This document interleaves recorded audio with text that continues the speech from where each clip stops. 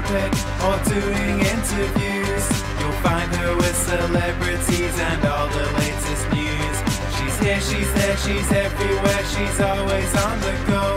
So sit back, relax, and get ready, 'cause it's the Corey Taylor Talks Show.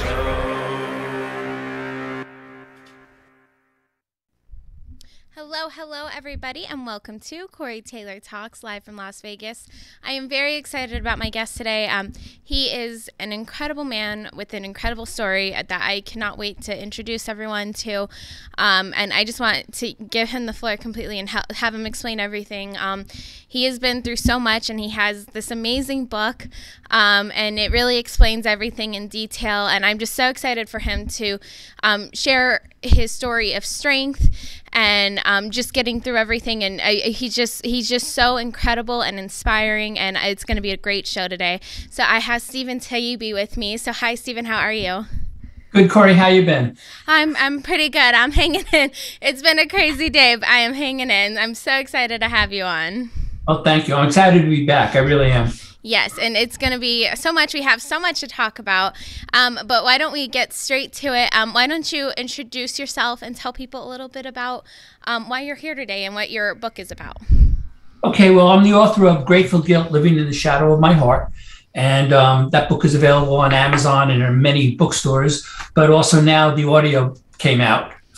So that's available everywhere but Audible, because Audible is dragging their feet, which I hear they're doing with everybody. Yeah. But, I'm at Google Play and Kobo and Scribd and Chirp and Apple and Nook and HiBooks. You can get the audiobook if you so desire. But the book Grateful Guilt is a book that a lot of my friends said I had to write. And I really basically wrote it because everybody was telling me I had to write it. And it was because of, I had developed all these strategies to stay alive. I am way past my due date. I mean, like way past. When I was 5, my parents were told I had a year to live. When I was 6, my parents were told I had a year to live. After I survived it at 6, they told me I wouldn't get past 10. Then I almost died on my 17th birthday from a heart block incident. I was the first person in the world to live through 2 open heart surgeries at the ages of 5 and 6 for ASD repair, which is atrial septum defect. Everybody knows that as a hole in the heart. And I had 2 holes in my heart, and it took 2 operations. And when I had the second operation, the first operation, the survival rate was 50%. And when I had the second operation, I was the first to live through 2. So it must have been nice for my parents, don't you think? Then I blew past my 10-year thing, but then I had a heart block incident on my 17th birthday, and I had the whole out-of-body experience and all that. And then that night when I was in the hospital, the doctors told my parents to make arrangements because I wasn't going to make it to the morning. And so I blew past that. And then my doctors told me personally, they'd already told me personally when I was 16 that I had a year to live, and they were almost right. And then I've been told I have a year to live 5 times. So I guess when you tell me that, that means I'm like, nah, I'm not doing that. So then when I survived the 17th thing, my doctor told me personally, he said, you're never going to get to 30. And but I just didn't want to believe these things. And all through this time already, I had started to use strategies at the age of 5. I had one strategy at the age of 5. I counted for saving my life. And then when I was 33, my doctors told me that almost at the end of my 33rd year, they said, we don't know what you did, but you're completely normal. Your heart's fine. And I went out and bought a glider on my 34th birthday, which was the 17th anniversary of me almost dying at 17. And by the way, my doctors had forbidden me to fly, but they didn't know that you only need a driver's license. You don't need a medical to get a glider. So that's what I did. And when my doctors found out that I was a pilot, he went absolutely berserk. And then, of course, he told me I couldn't do acrobatics, which meant I had to do acrobatics because I did everything they told me I couldn't do because I thought it would make me stronger. And then, I had already started my television production company, and I was really living life large and, having a great time. And then I got married. And Rose and I are going to have our anniversary. Will be next Thursday. Oh, how many years? Thank you. 31 years. That's amazing. Good for you. Yeah, it really is. And think about the poor ride my wife has been on with me. Yeah. And she's hung in there like crazy. I'm a very lucky man. And so we got married when I was 37 when we got married. My wife was 35. Both of us had never been married before. And like about 10 years later, things started to go wrong for me again.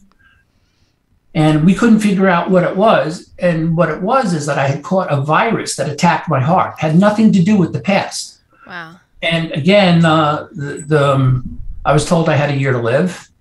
I had my first heart transplant almost exactly a year after I was told it. And we thought I might have had 1 or 2 weeks left. And then that transplant lasted for 15 years, just a few days, 9 days short of 15 years.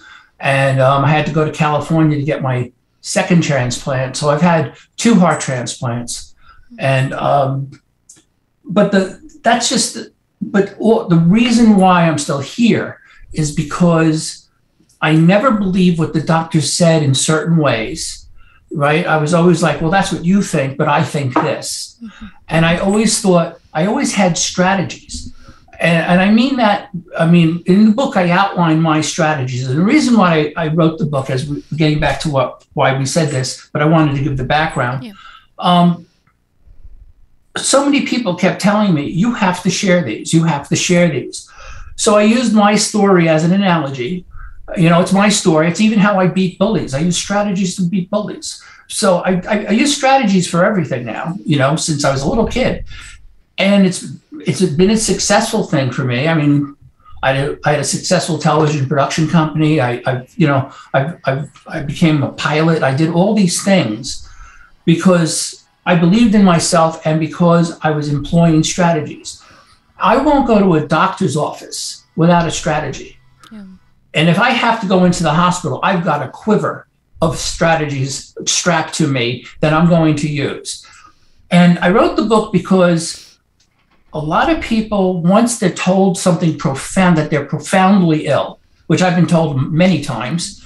And even I've seen people I see friends of mine from high school from Facebook, and they've got this little thing that's wrong with them, and they're going to go to the hospital for it. It's not life-threatening in the least. And they're like, oh, pray for me. Oh, my gosh. And I'm like, grow up a little.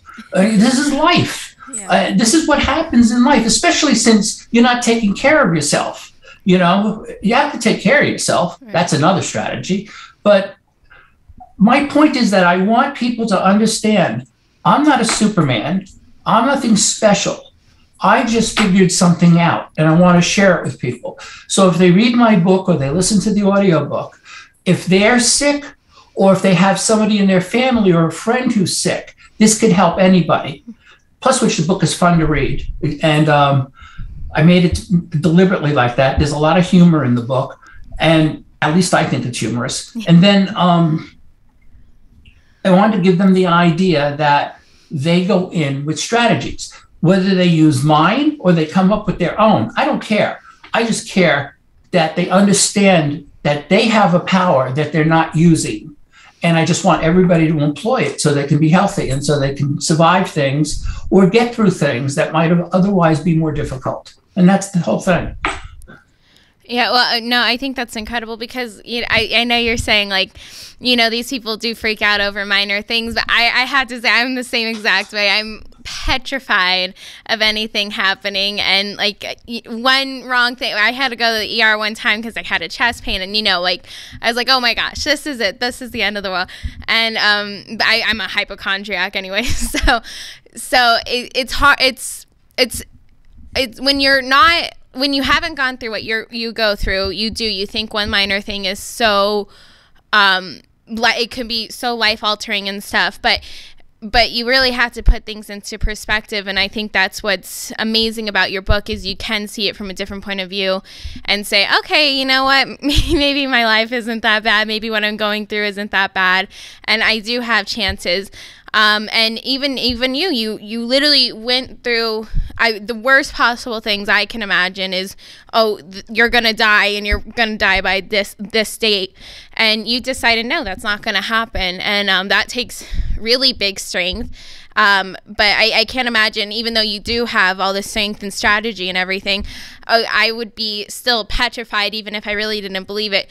How I know you've been going through it since you were a kid and stuff, but you said you had strategies when you were a 5-year-old kid and told that. So was there any part of you that was scared, or I mean, I'm sure it was just such a strange situation, especially for such a young child to go through. Like, how did you decide, I'm going to have this strategy? Like, how did that even come into play?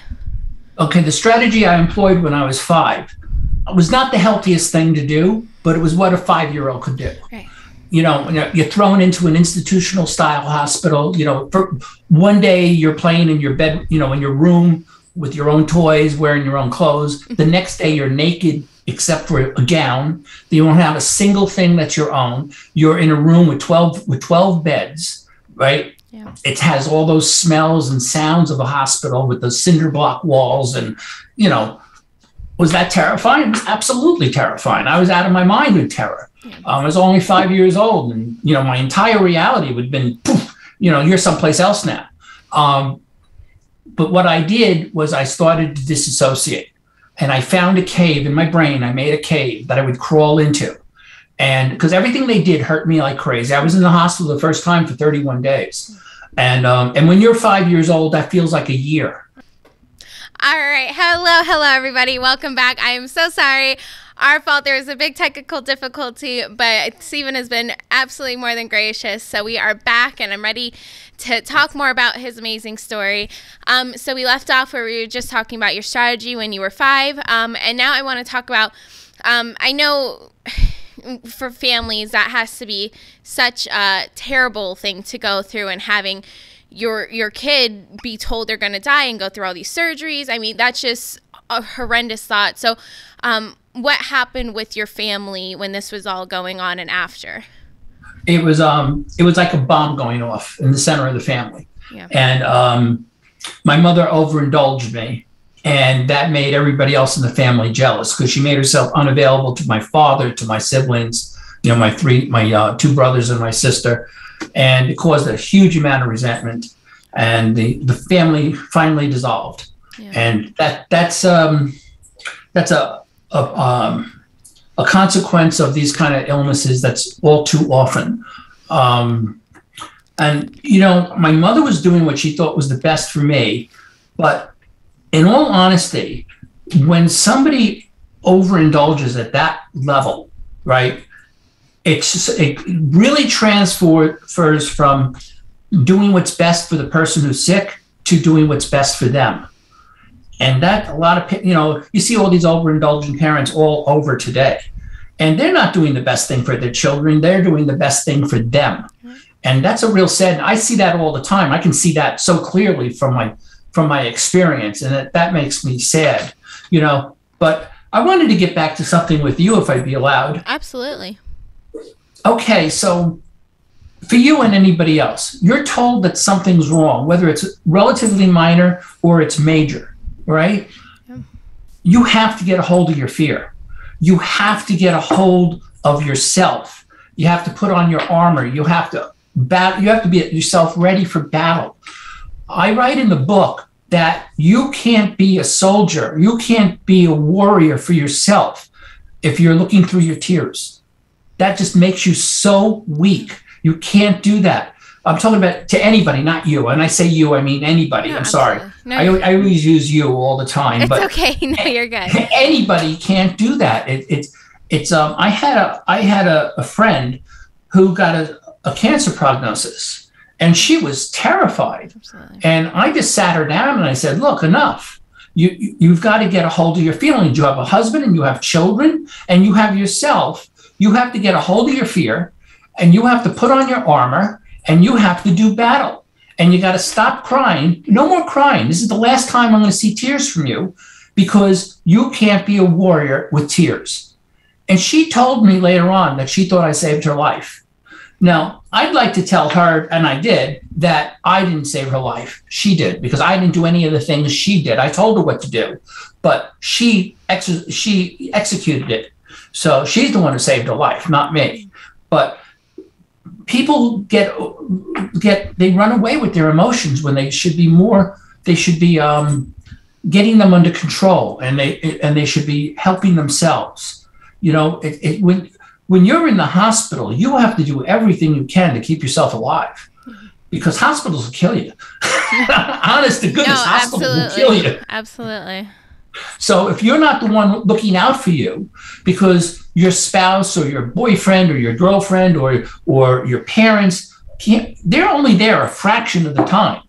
The person who's there 100% of the time is you.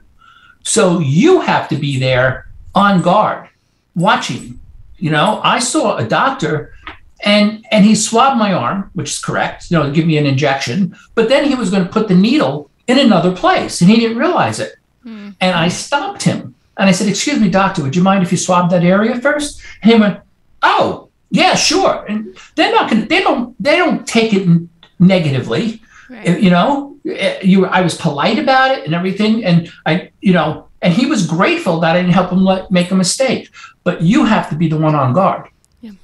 Does that make sense to you? It absolutely does. And I really, it does make you think about everything differently. And even with COVID and stuff, it was, it's still not completely over. Thank goodness we're gotten a lot better now. But I've lost several friends to it, and it was just so terrifying. And I've had friends that made it through, but going to the hospital and stuff, and that petrified me. And all I could think about was me and my family. And but it's true. I think that made it worse. And then a lot of these people, it was such a scary time. And you're just so overwhelmed by everything going on in the world that I think it made it so much worse for everyone. And it made your immune system go down even more because you are petrified of it. So it was just, I think we can learn a lot, especially with everything that happened and how major we saw casualties and everything. And to kind of, like you said, just really think about it and say, I have to get a hold of this myself, and it's in my hands. And these incredible doctors and nurses, they're human beings, and they're going to make mistakes, and they're going to do this, so I have to advocate for myself. And Absolutely. it's such a major thing.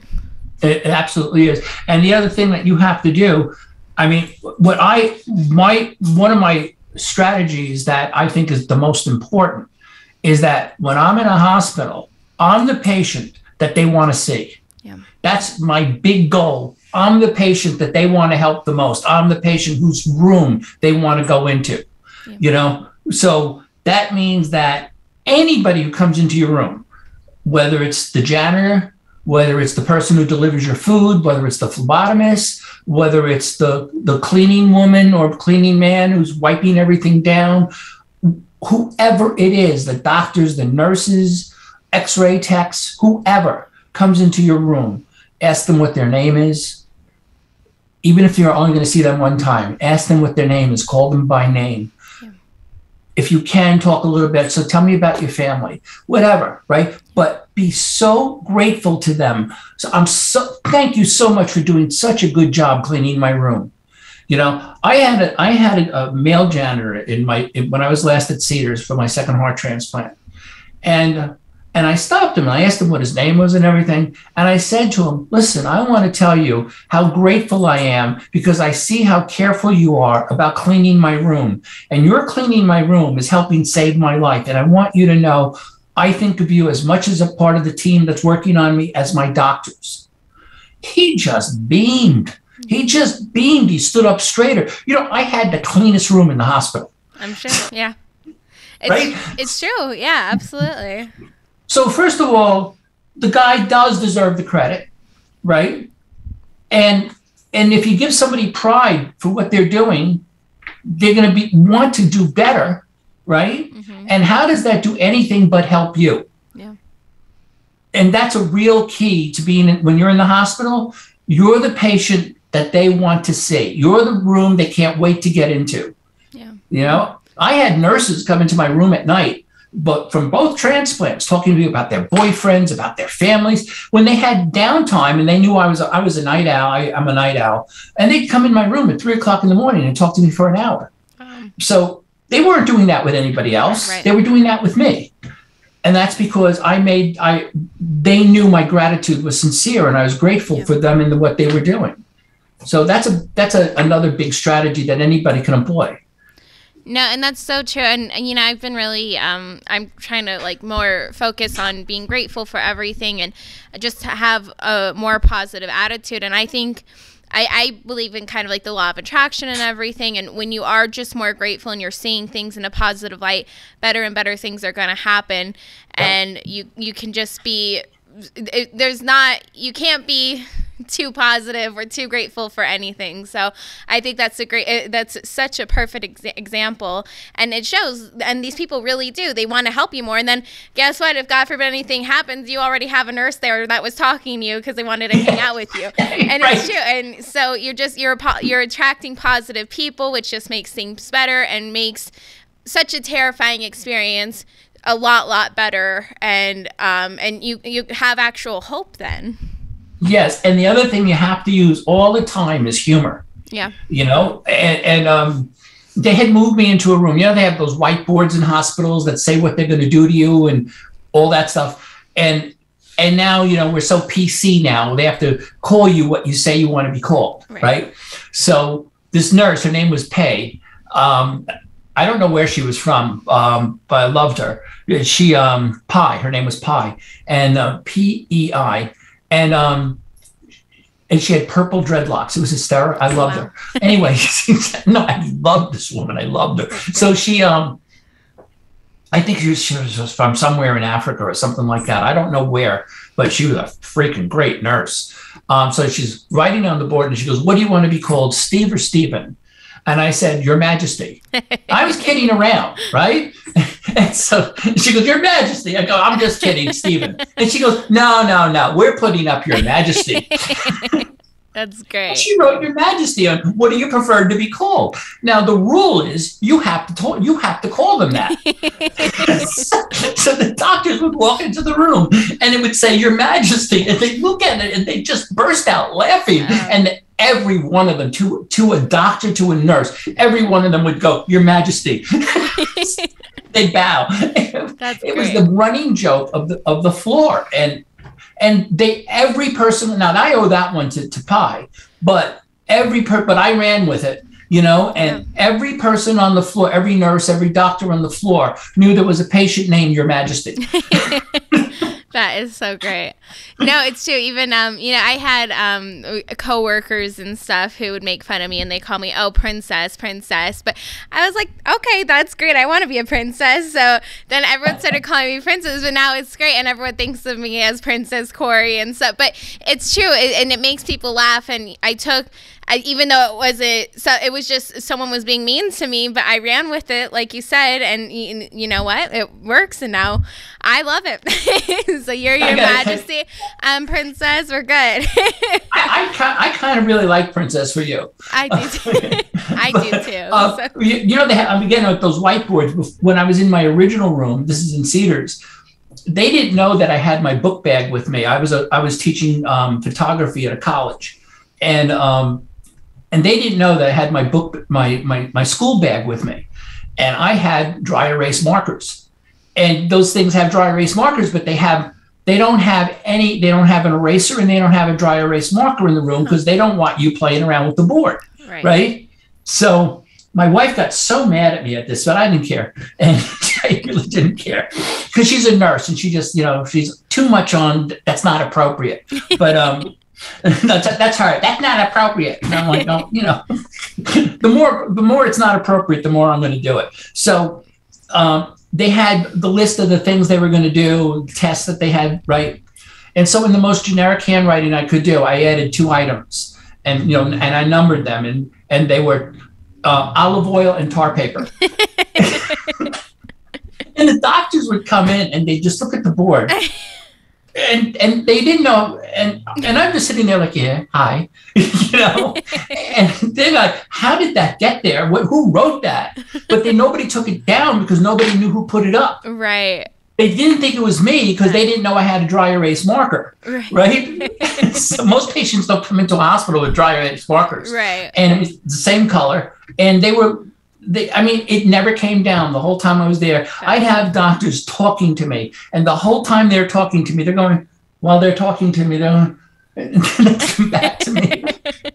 And Rose never gave it away. I never gave it away. Okay. When I left, nobody knew who did that. Well, now they know. Yes, now they know. No, that's great. I love it. And you just gotta have fun, and laughter is the best medicine too. So it makes everything happier, makes everyone happier. So it's a great thing. And I do want to talk a little bit about too, because I think obviously your heart transplants, that has to be such an amazing gift, but of course it's at a price of another human being. And it's just a very difficult thing to think about. But you actually had for, I think your last heart transplant, you had the family reach out to you, and you have a connection with the family. Can you talk a little bit about that? Because I think that's such an amazing thing. And you think of these donors and how brave they are, and that's wonderful, and they saved a life. But a lot of people don't think about the family, and even though they know at least their child was able to give life to someone else, that still they had their child taken away. So it's such a horrible thing for the family to go through, but I think it's amazing that you were able to have a connection with them, and I think a lot of people can really learn a lot from that. So can you talk a little bit about that? Oh, sure. I had written the family 2 letters. They didn't respond, 3 letters. They didn't respond for 2 years, which, it was too much hurt, right. And my first donor never responded to my letters, and only 3% of families respond. Yeah, wow. Only 3%. So, wow. I was not, if you remember, I was the vice president of Transplant Speakers International, and it's a very large, we were a very large charity. And so I knew all those things. And then the local OPO from LA, that's the Organ Procurement Organization, called me and said, we have a letter from you. Are you interested in getting it? And I was like, what? Absolutely.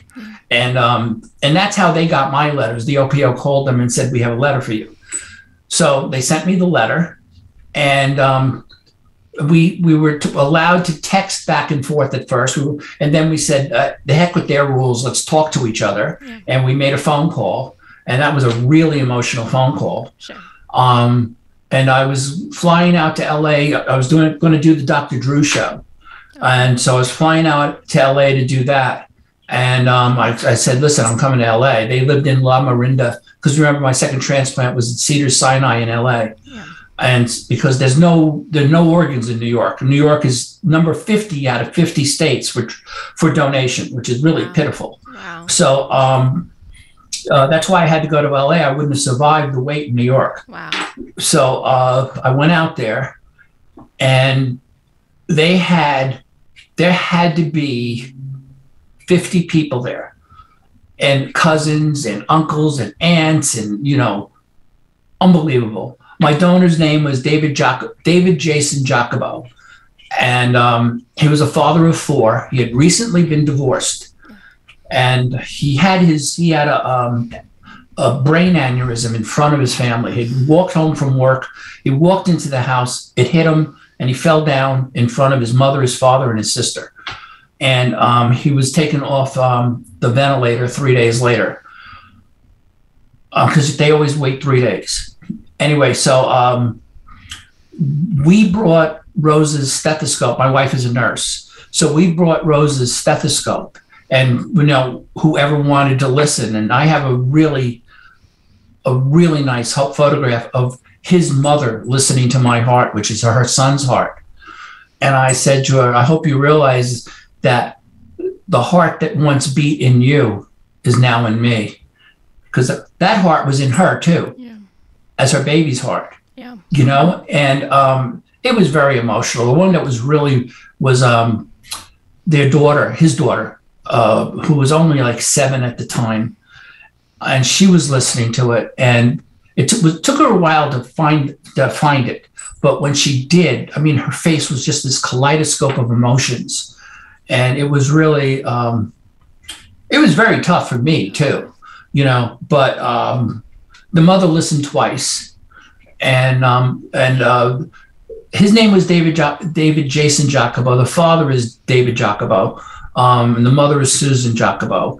And Susan is the one who gave permission and, for the donation. And she told me she just thought it was the right thing to do and he'd want it. And he saved a lot of people. He saved more than 8 people. The normal amount is 8, but he went beyond 8. So he must have been a tissue donor too. He must have given bone and tendons and things like that. But he was way beyond 8. And I mean, he and it's really tough for the parents, but they and then I was thinking, like, he was I was 61 when I got that transplant, and he was 46, and I was like, I wonder how they were going to feel about a New Yorker who's an old man getting their son's heart. And that was dicey for me. I didn't know how they'd react, but they reacted beautifully. They loved me. I'm a part of their family. His ex-wife said to me, I hope you realize that you're now part of the family. And that's how they treat me. And they're a lovely, lovely family. That's amazing. No, it's just, I think organ donation is so important. And it's a thing you don't want to really think about, but you have to. And it can save so many lives. And I didn't know about that in New York because they're so populated too. It's really a horrible thing. Yeah, it really is. But hopefully that helps spread the word too. And like you said, he saved 8 other lives. I mean, that's amazing. So yeah, that's the average person who donates saves 8 lives on average. But the record in Colorado is 152 donations out of one person. Oh my gosh. Wow. Which means veins and bones, and they can take a bone and turn it into screws and turn it into dowels for other surgeries, and it's just amazing. And so, I mean, personally, when I die, I hope I'm like an empty cannoli shell. I hope they take everything. Yeah. It's true. It's true. And you should always let them decide. You shouldn't say, "Well, I don't have anything good." You don't know that. Yeah. If they're not going to take you, they're not going to take you, and they don't take most. So, I mean, it's a rare exception to be accepted as a donor, because unfortunately you have to die a certain way. The body has to be close enough to certain facilities.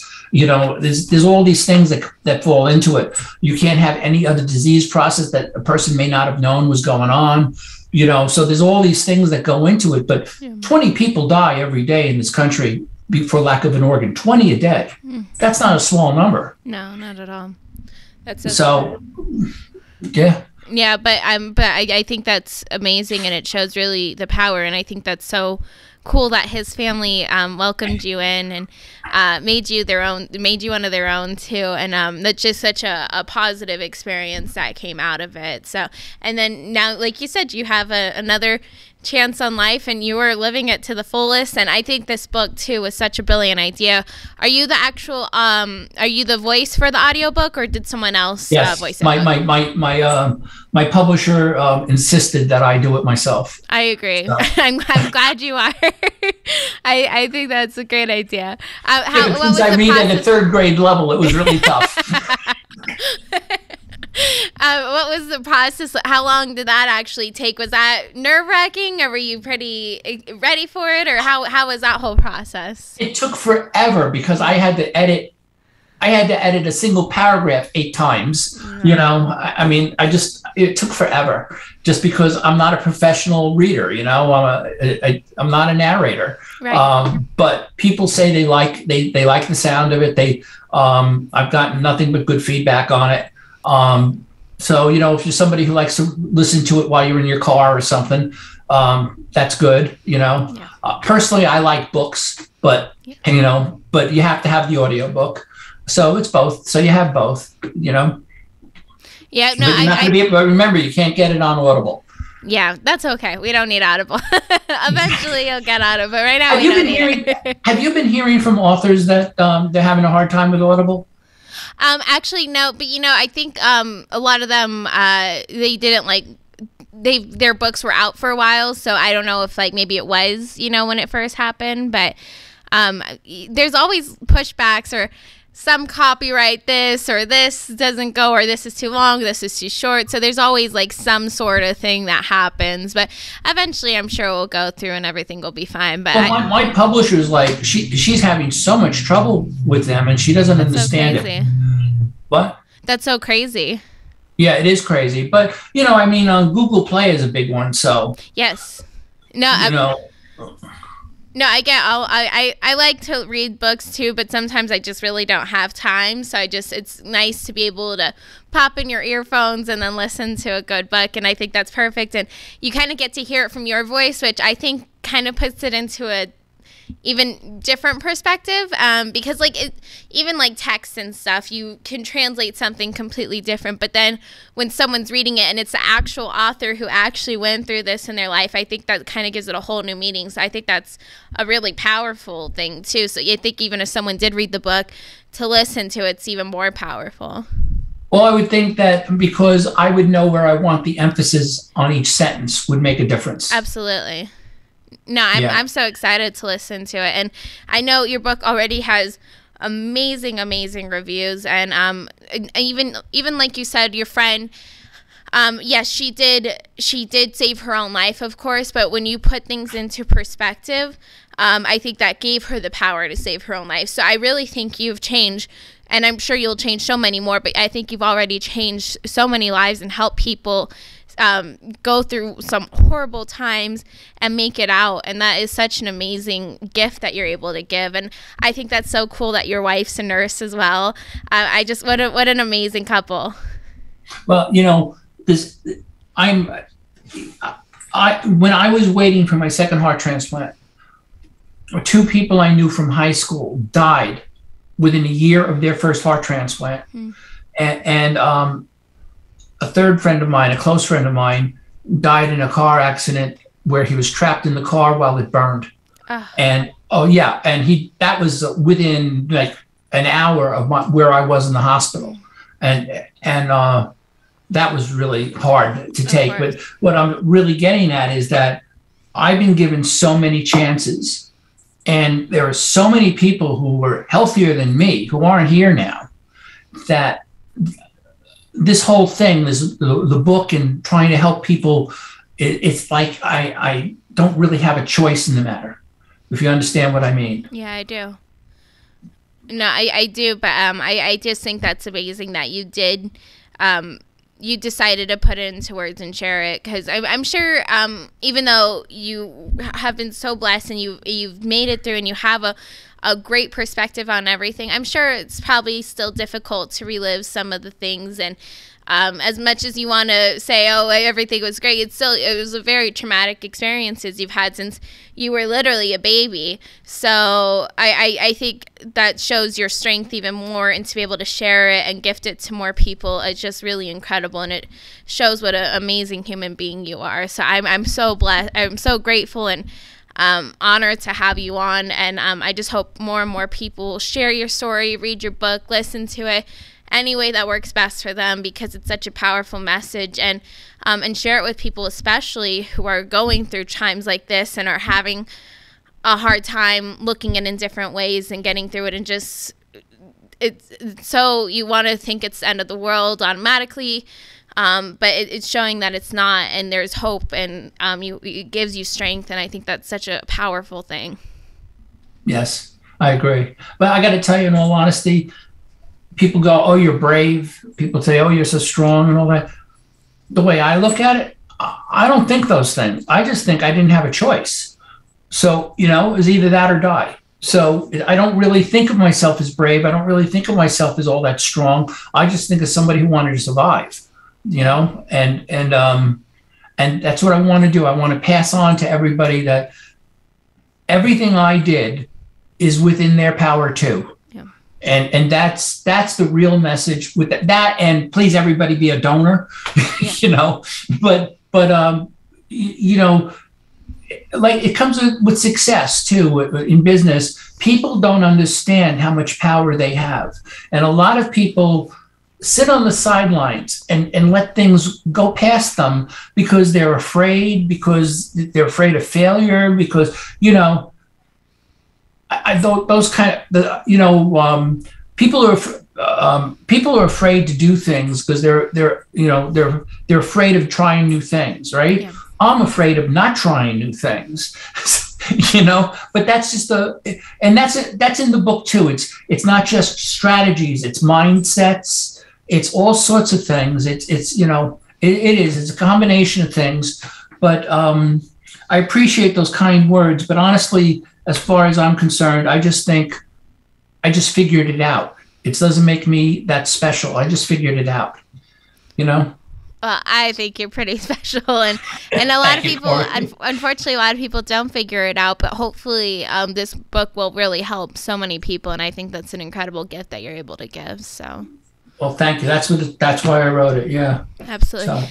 So, do you have a website where people can follow you and keep up to date? Any social media? Obviously, you said they could buy and listen to the book on all platforms, except for freaking Audible. Except for Audible. Yeah. Well, we'll get it in there. I do have a website, gratefulguilt.com, but I also have a Facebook page, Stephen Taibbi, author. And that's where most people, that's where most of the activity is. Okay. And I'm also on LinkedIn as Stephen Taibbi. So those are the places where, they can follow what's going on. And there is Stephen Taibbi, author. But I got to be honest, I haven't been that good with that. It's hard. It's hard. Because I've been using LinkedIn and Facebook so much. Yeah. No, it's hard. Websites are a nightmare. So I completely yes, they are. They really are. I hate that. I'm so glad you said that because I can't stand them. No, I'm not a programmer. I don't get that stuff. It's too complicated for me. Right. So. And Facebook is so much easier. It really is. And LinkedIn is so much easier. LinkedIn has been amazing for me. LinkedIn has. I have a pretty good sized following on LinkedIn, and I just think that LinkedIn really connects you with people who are really interested in what you're doing way more than the other things do, and so I really like LinkedIn. I really like, and I like using Facebook. So that's where they can follow me the most. But there is a website called gratefulguilt.com. If anybody wants to, they can go to YouTube and look at the trailer for the book. Just put in my name. Just put in my name and Stephen Taibbi, Taibbi. And we'll have it up here too. What? We'll have it up here somewhere too. It's actually in the corner of my the screen. Oh, there you go. But if you put that in on YouTube, you'll come to my trailer for the book if you want to look at the trailer. And I guess that's as far as it is for social media and stuff. Well, perfect. Well, I hope everyone goes and follows you, and like you said, connects with you on LinkedIn, follows you on Facebook, goes to your website, and maybe there'll be some updates. And keep harassing Audible, write Audible, say what's going on here. And Your Majesty, it has been such an honor having you on. So, well, thank you, Princess. Thank you, and thank you so much. And I can't wait to have you back on again. And when I hear more stories about everything you have, and I know you have some big adventures that you're going to have coming up, so I really appreciate you being on. It was an honor. Thank you, Corey. It was great to be back. I enjoyed it the first time. I think I enjoyed it this time even more. Oh, thank you so much. And thank you for being so gracious with all the technical difficulties. I'm used to those. But thank you. And thank you guys so much for listening. Please go check him out. Follow him. Get his book. Buy it in reading form and in listening form. And do a double whammy. And then you have no excuse. You can listen to it or read it anytime you need. But thank you guys so much for watching. Remember, never give up, always believe, and you'll achieve. Thank you and God bless.